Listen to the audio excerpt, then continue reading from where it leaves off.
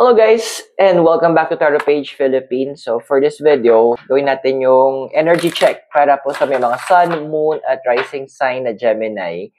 If you're new, subscribe, like, and share. And remember, the readings are for guidance purposes. Use your free will wisely.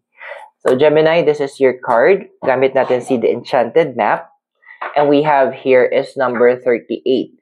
Heal the ouch. Alam mo, wala mo sama maging masama. Yun yung sasabi ng card.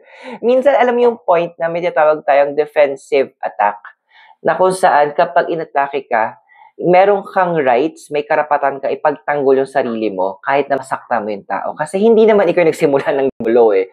Diba? Hindi naman tayo laging love and light na para sa'yo ng cards. Sometimes, kailangan natin maging si Maleficent. Kumbaga, magiging kontrabida tayo because we need to do what is right. Minsan, kailangan gawin natin yung mali para maitama natin. Pero may justify na, ay, hindi, sasaktan ko siya kasi sasaktan niya ako.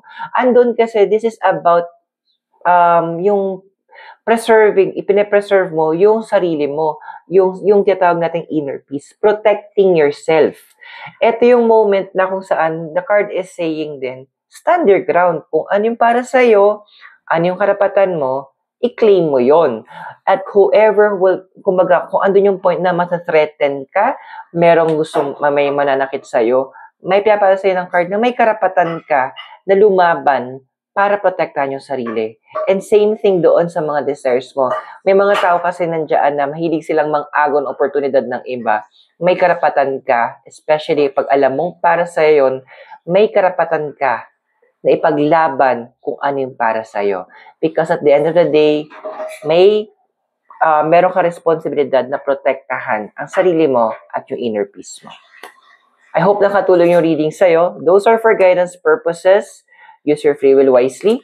And don't forget po, mag-subscribe, like, and share so I can see you on our next video.